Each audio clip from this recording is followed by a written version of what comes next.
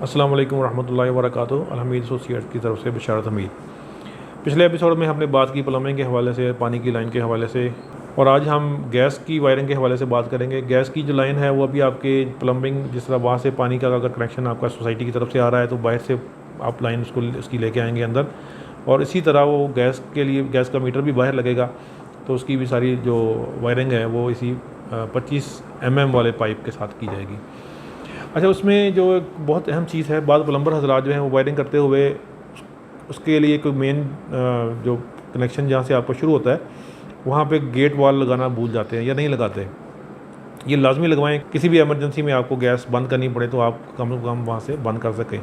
اور وہاں پہ ہینڈل وال نہ لگوائیے گا۔ اس کی وجہ یہ ہے کہ ہینڈل وال آپ کا جو ہے وہ اس کے جو اندر سسٹم ہوتا ہے وہ ریپلیس نہیں ہوتا۔ ہینڈل وال پھر آپ کو اکھاڑ کے دوبارہ نیا لگانا پڑے گا اگر آپ نے اس کو انڈر گراؤنڈ رکھا ہوا ہے۔ ہینڈل وال کی جگہ اگر آپ گیٹ وال لگاتے ہیں تو گیٹ وال میں کوئی بھی پرابلم آ جائے، اس کی باڈی جو ہے وہ نیچے ایک پیج آپ کھولیں گے تو وہ باہر نکل آئے گی اور نئی آپ اس میں فٹ کر سکتے ہیں، اس میں کوئی ایشو نہیں ہوگا۔ اس کے ساتھ آپ جہاں پہ آپ کا گیزر کا پوائنٹ آئے گا وہاں پہ آپ کی گیس لائن جائے گی، اور جو اس کے علاوہ جو آپ کے بیڈ رومز ہیں جن میں آپ ہیٹر وغیرہ کا سسٹم رکھنا چاہتے ہیں، کچن میں تو ڈیفینیٹلی یہ لازمی چیز ہے۔ اور کچن میں اگر آپ کوکنگ رینج لگوانا چاہتے ہیں تو اس کا جو پوائنٹ ہے وہ آپ کوکنگ رینج کی بیک سائڈ پہ ہرگز نہ رکھیں۔ اس پوائنٹ کو ویزیبل ہونا چاہیے اور بالکل سامنے ہونا چاہیے۔ ہر پوائنٹ کے ساتھ آپ نے ہینڈل وال لازمی لگوانا ہے تاکہ کسی بھی ایمرجنسی کی صورت میں آپ کو فوری طور پہ گیس بند کرنی پڑے تو مشکل نہ ہو۔ گیس کی لائن کی وائرنگ جب آپ کی مکمل ہو جاتی ہے تو اس کے بعد آپ اس کا پریشر ٹیسٹ لازمی کروائیں۔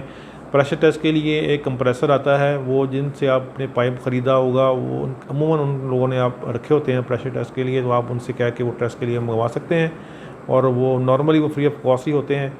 تو اگر اس کا تھوڑا بہت کوئی چارجز بھی ہوں تو اس میں بھی کوئی قباحت نہیں ہے۔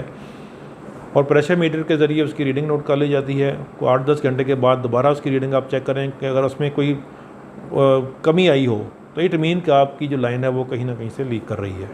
اگر تو اس کا پریشر ڈراپ ہوا ہے تو آپ پھر لائن کو دوبارہ چیک کروائیں کہ کہاں سے وہ لیکیج ہے، اور اس لیکیج کو فوری طور پہ فکس کروائیں، اور اس کے بعد دوبارہ سے اس کا ٹیسٹ کریں۔ اگر 8-10 گھنٹے کے بعد بھی وہ پریشر اتنے کا اتنا ہی ہے تو پھر آپ کی لائن میں کوئی مسئلہ نہیں ہے، آپ بے فکر ہو کے پلسٹر کا کام شروع کروا سکتے ہیں۔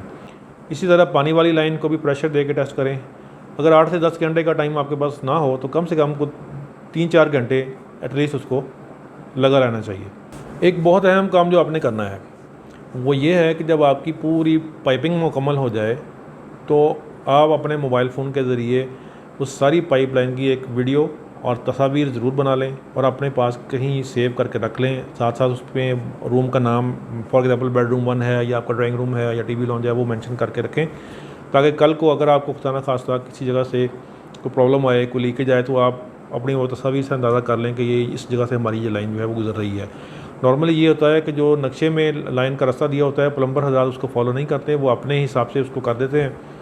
تو اس نقشے کو آپ یا تو آرکیٹیکٹ کو بلا کے اس سے اپڈیٹ کروا لیں، اگر ایسا ممکن نہیں ہے تو بہترین حل یہی ہے کہ آپ اس کی تصاویر اور ویڈیوز بنا کے اپنے پاس سیو رکھیں تاکہ اگر کل کو پلمبر آپ کوئی اور بھی بلواتے ہیں تو مسئلہ نہ ہو، اسے پریشانی نہ ہو کہ یہ لائن کس جگہ سے آ رہی ہے اور کس طرف جا رہی ہے۔ اسی طرح آپ کی بجلی کی وائرنگ ہے۔ بجلی کی وائرنگ میں عام طور پہ جو پوائنٹس رکھے جاتے ہیں وہ لائٹس کے پوائنٹ ہیں، پنکھوں کے پوائنٹ ہیں، یا آپ کی کوئی ڈیکوریشن لائٹس ہیں ان کے پوائنٹس رکھے جاتے ہیں۔ وہ آپ اس حساب سے اپنے الیکٹریشین کو بتا دیں کہ ہمیں بیڈ روم میں عام طور پہ بیڈ کے دونوں سائڈ پہ ایک پاور ساکٹ دے دی جاتی ہے جس سے آپ اپنے موبائل فون وغیرہ چارج کر لیں۔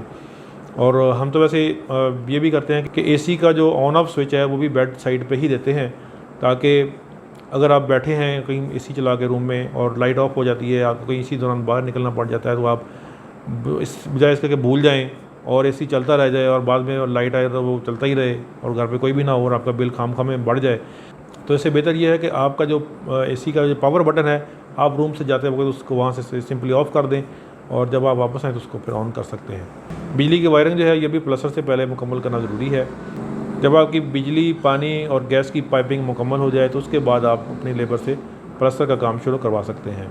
یہ بات آپ ذہن میں رکھیے کہ اگر آپ کنسیلڈ شاور یا کنسیلڈ کموڈ یا کنسیلڈ فلش ٹینکی لگوا رہے ہیں تو یہ آپ کو پلسٹر سے پہلے لازمی لگوانا، اس کو فٹ کروانا ضروری ہے۔ بعد میں بھی ہو تو جائے گی لیکن اس کے لیے پھر آپ کو کافی ساری توڑ پھوڑ کرنی پڑے گی، تو اس سے بچنے کے لیے بہتر ہے کہ آپ یہ چیزیں ساری فٹنگ کروا لیں اور اس کے بعد آپ کا پلسٹر کا کام شروع ہو جائے گا۔ آپ کے ذہن میں کوئی سوال، کوئی تجویز یا کوئی ایسا پوائنٹ ہو جس کو ڈسکس کرنا ضروری ہو آپ کے خیال میں، تو اس کو ضرور ہائی لائٹ کیجیے۔ ہمارا واٹس ایپ نمبر اسکرین پہ ڈسپلے ہو رہا ہے، اس پہ آپ میسیج کر سکتے ہیں۔ اس کے علاوہ ویڈیو پہ کمنٹ بھی کر سکتے ہیں، اور ہر کمنٹ جو آپ کا پڑھا جاتا ہے اور اس کا جواب بھی دیا جاتا ہے۔ ہمارے چینل کو سبسکرائب کریں، اپنے دوستوں کے ساتھ شیئر کریں تاکہ سب دوستوں کو اس سے فائدہ ہو سکے۔ السلام علیکم ورحمۃ اللہ وبرکاتہ۔